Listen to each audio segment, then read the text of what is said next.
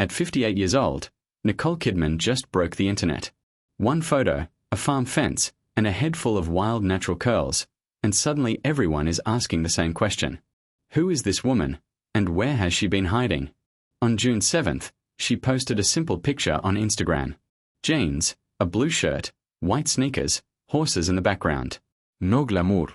No styling team. Just her curls, loose and free, hanging past her shoulders like she had absolutely nowhere to be.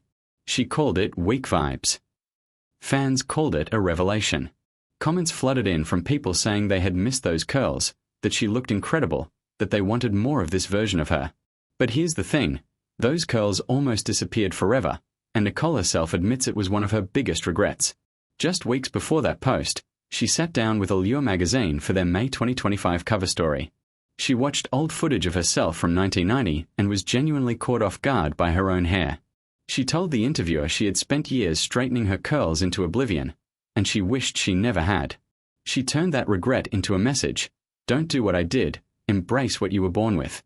She had been saying versions of this since at least 2017, when she told WHO magazine she had practically tortured her ringlets to death. But who was this woman before the curls, before the covers, before all of it? The answer might surprise you.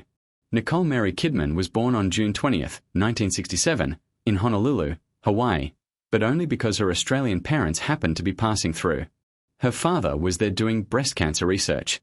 The family soon moved to Washington, D.C., and then, when Nicole was around 4, back to Sydney, where she would actually grow up. Her father was a biochemist and clinical psychologist. Her mother was a nursing instructor and a women's rights advocate.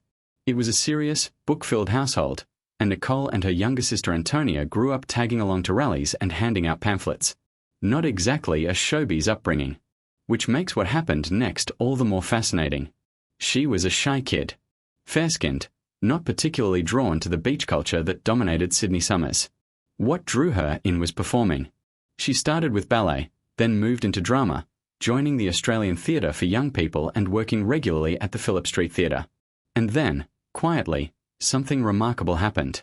A film student named Jane Campion, who would later win an Academy Award for the piano, was sitting in the audience one night, watching Nicole perform. She was impressed enough to send Nicole a personal letter of praise afterward. That kind of attention, from someone with a genuinely extraordinary eye for talent, is not something you forget. But just as Nicole's momentum was building, life threw a curveball nobody saw coming. When Nicole was 17, her mother was diagnosed with breast cancer. She stopped everything.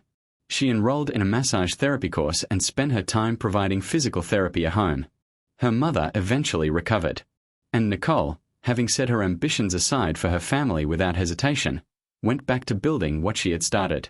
Her first film role came at 16, in the Australian family movie Bush Christmas in 1983, followed almost immediately by BMX Bandits that same year.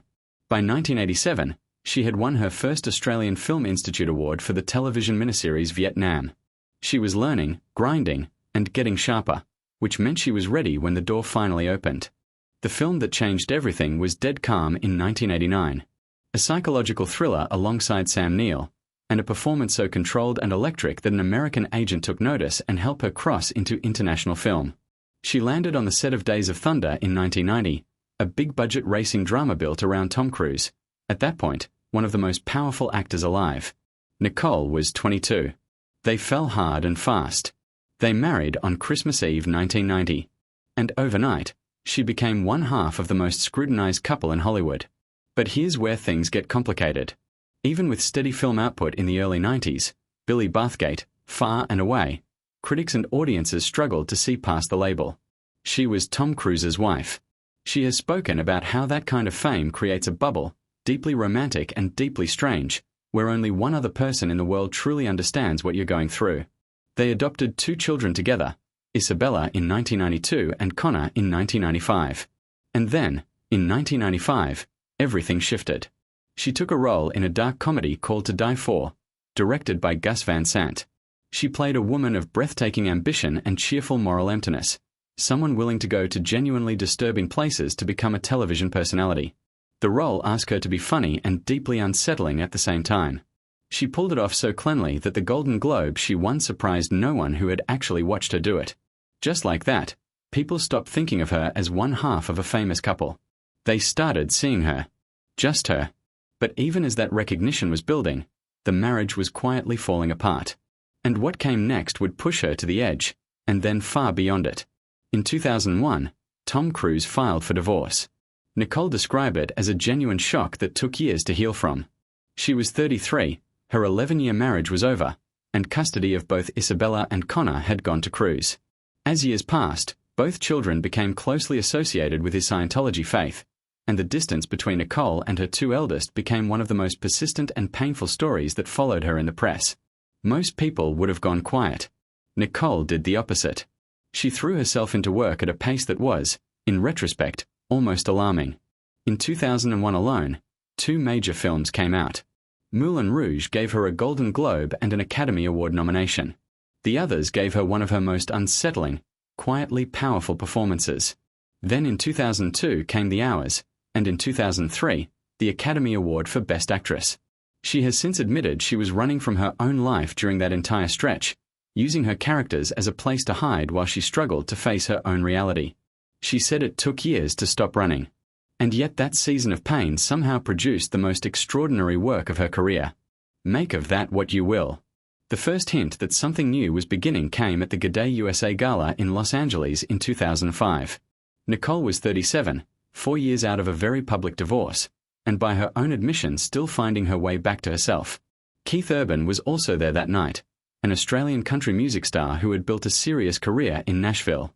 They had actually met once before, briefly, at another event, and neither had made much of an impression on the other.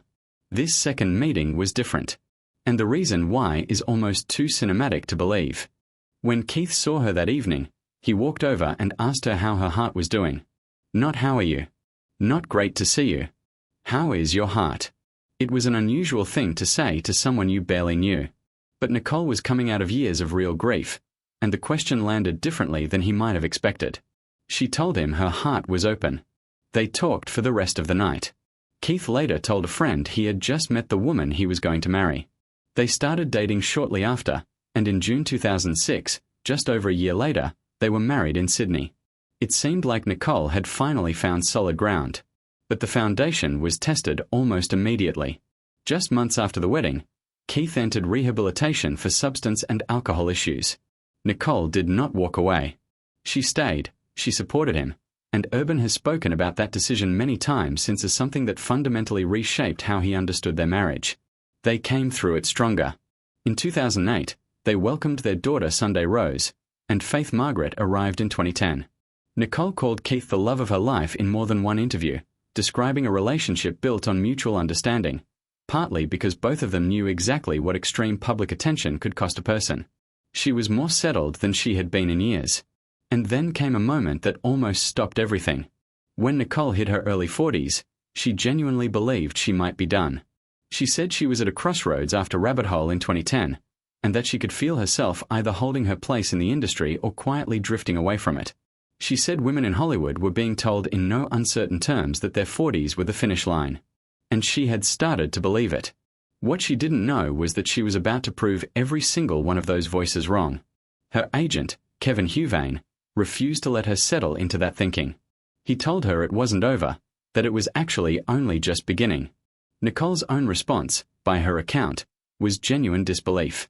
But he was right in a way neither of them could have fully predicted. She began producing her own work. Big Little Lies premiered on HBO in 2017 and became a full cultural event.